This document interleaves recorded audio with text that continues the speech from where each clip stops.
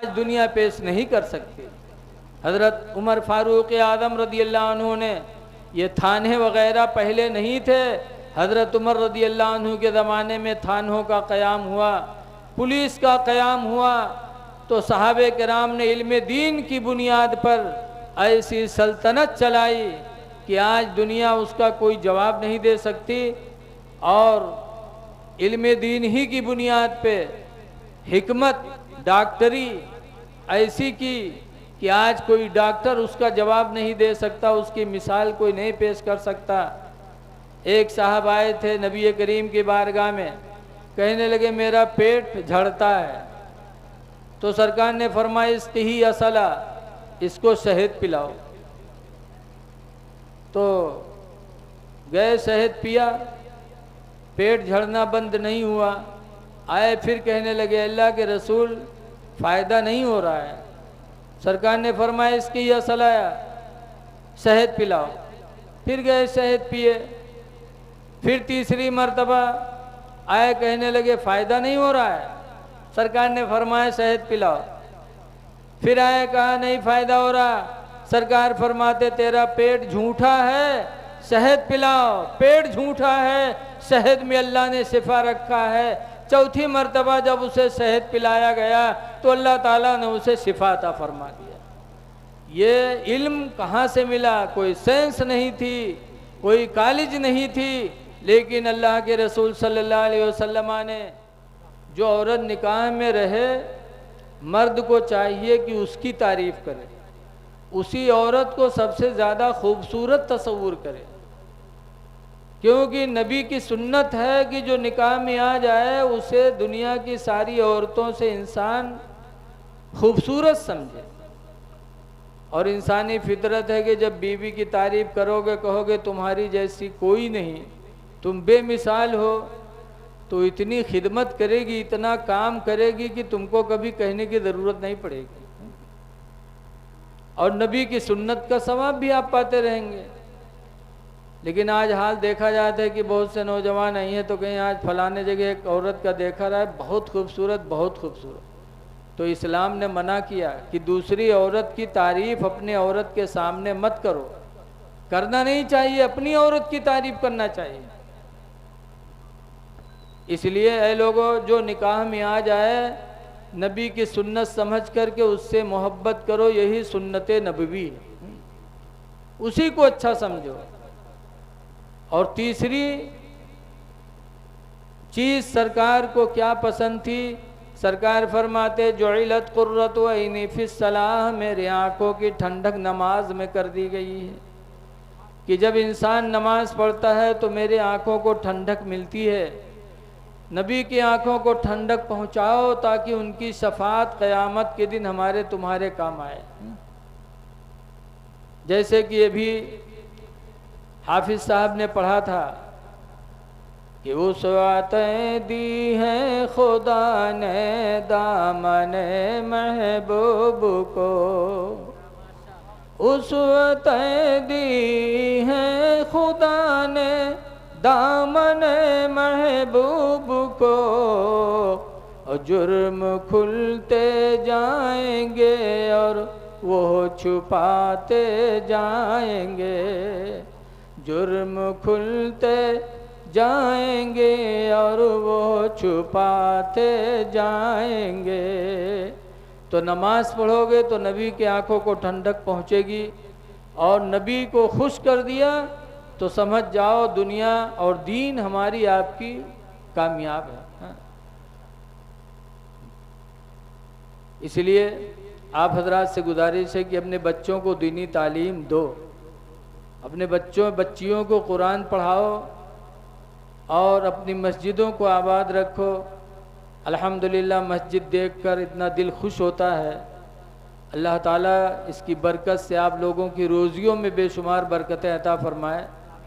और लायक तारीफ़ है हमारे हज़रत मौलाना रहमत अली साहब कि जब इमाम अगवाकारी करता है तो इंशाअल्लाह मस्जिद का काम अच्छा होता है।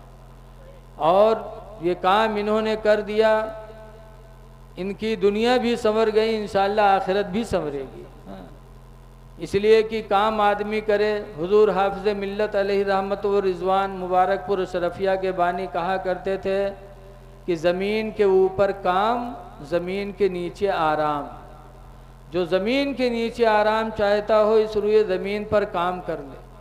तो मस्जिद इतनी अच्छी बनाई, लेकिन ज़रूरत है कि इस मस्जिद को हम आबाद करें, और आबाद करने के लिए हमें इस्लामी तालीम ज़रूरी है।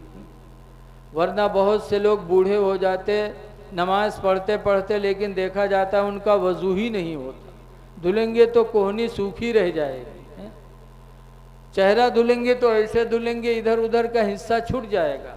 जब वज़ू नहीं होगा तो नमाज कैसे होगी? तो इसलिए इल्म दीन की तरफ अपने बच्चों को राग़िब करो।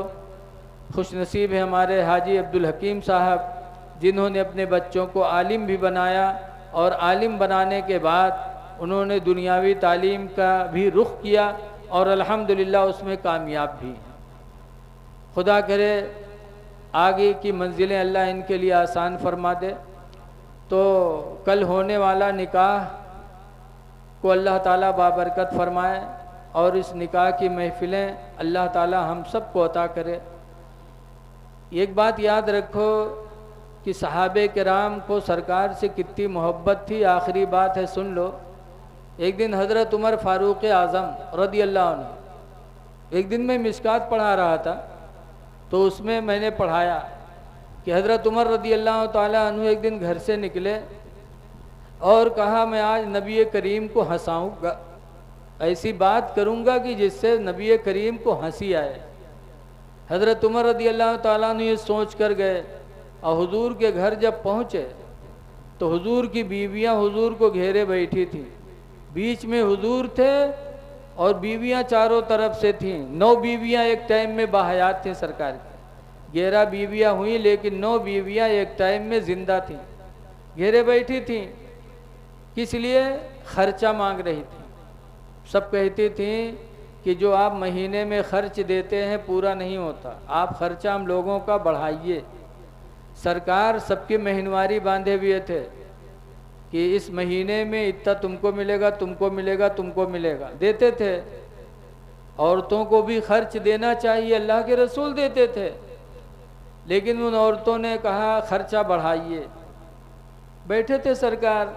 इसी दरमियान में हज़रत उमर पहुंच गए और गए हंसानी की नीयत से। कहा अल्लाह के रसूल एक मसला बता दीजिए। कहा बोलो।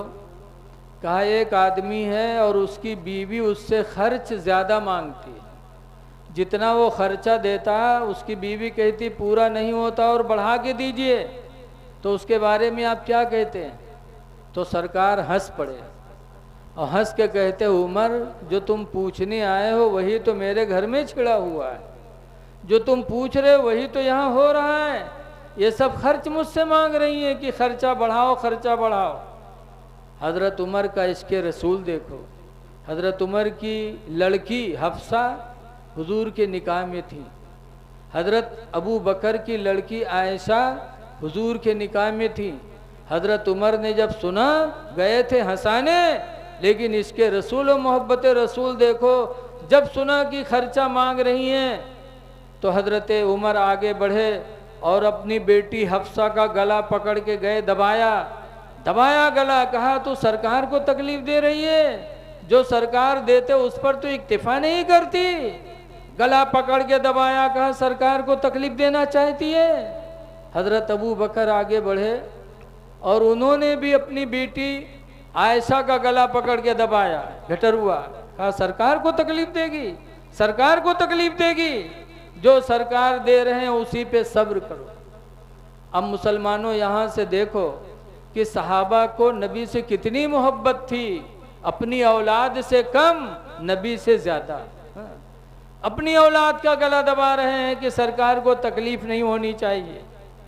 पता चला कि सहाबा इसीलिए कामयाब हुए कि उन्होंने सबसे ज़्यादा अगर किया तो मोहब्बत रसूल किया। इसलिए आप लोग भी अपने नबी से मोहब्बत करो। दूसरा मसला ये भी मालूम हुआ कि औरत को ज़्यादा मुतालबा नहीं करना चाहिए। शौहर की हक हलाल कमाई पर औरत को सब्र करना चाहिए। इसीलिए तारीख़ सहाबा में है कि सहाबे किराम जब रोज़ी कमाने के लिए निकलते थे तो उनकी बीवियां क्या कहती थी। आजकल तो आदमी बाहर जा रहा थे तो कहीं रुपया दे हो कि चलें जाइए हो, इका दे हो कि न दे हो, पैसा दे हो, चाहे घर में सब कुछ हो लेकिन मंगिए ज़रूर। लेकिन सहाबा की औरतें, रवायतों में लिखा है कि जब सहाबी सुबह घर से निकलने लगते थे तो उनकी बीवियां हाथ जोड़ के खड़ी होती थीं, कहती थे मेरे प्यारे शौहर रोज़ी कमाने जा रहे हो लेकिन खुदा के वास्ते हराम रोज़ी घर में न लाना, इसलिए कि हम भूखों मरना तो गवारा कर सकती हैं लेकिन हराम रोज़ी खा के जहन्नम में जलना गवारा नहीं कर सकती। ये उनकी औरतें कहती थीं। तो सहाबा हराम रोज़ी से बचते थे, हलाल रोज़ी उनकी होती थी, और जब हलाल रोज़ी खाते थे तो नमाज पढ़ते थे और सर कटाने का जज्बा भी मैदान जिहाद में होता था।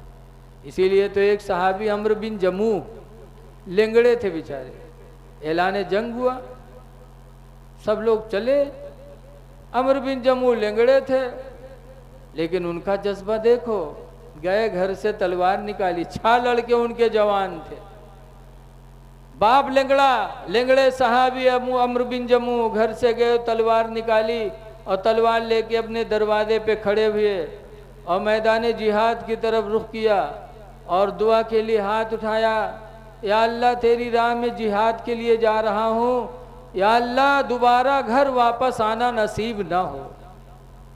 गौर करो क्या दुआ मांग रहे, या अल्लाह जा रहा हूँ मैदान जिहाद में और दोबारा घर आना नसीब ना हो, या अल्लाह वहीं मुझे शहादत दे देना, घर दोबारा आना नसीब ना हो।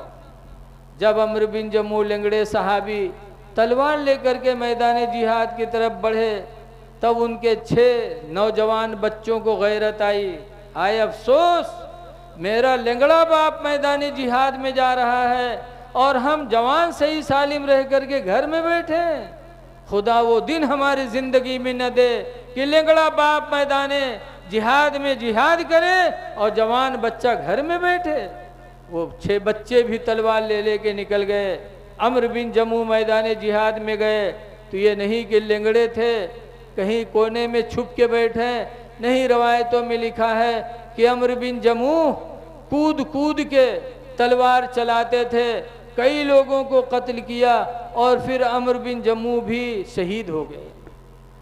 जब शहीद हो गए तो उनकी लाश को घोड़े पे लादा गया और घोड़े की लगाम को पकड़ा गया कि मदीना ले जाया जाए दफन करने के लिए, लेकिन वो घोड़ा मदीने की तरफ मुंह नहीं करता, बहुत मारा जाता लेकिन इधर मुंह करता, उधर मुंह करता, मदीने की तरफ नहीं चलता। तब अल्लाह के रसूल ने अम्र बिन जमूह की बीवी को बुलाया और बुलाने के बाद फरमाया ये घोड़ा लाश को मदीना ले जाने के लिए राज़ी नहीं है, क्या अम्र बिन जमूह ने कोई दुआ मांगी थी? तब उनकी बीवी कहती हैं हाँ या रसूल अल्लाह, घर से निकले थे तो ये दुआ मांगी थी कि या अल्लाह मैदान जिहाद जा रहा हूँ, घर दोबारा आना नसीब ना हो। तो हुजूर फरमाते इनकी दुआ अल्लाह ने कबूल कर ली, अब इनका मदफन मदीना नहीं बनेगा, इनका मदफन यही मैदान जिहाद है। हज़रत अम्र बिन जमूह को वही दफन किया गया। मुसलमानों, ये जज्बा सहाबा में कहाँ से आया? रिज़्क़ हलाल की बुनियाद पे कि हलाल रोज़ी खाते थे। इसीलिए औरतों को हुक्म है कि अपने शौहर से मुतालबा ना करें, शौहर की हलाल कमाई पर सब्र करके ज़िंदगी जो औरत गुजार लेगी, अल्लाह क़यामत के दिन उस औरत को हज़रत आसिया रज़ी अल्लाह ताला अन्हा का दर्जा अता फरमाएगा। इसलिए दुआ है कि अल्लाह ताला हमको आपको सहाबा के नक्शे कदम पे चलने की तौफीक अता फरमाए।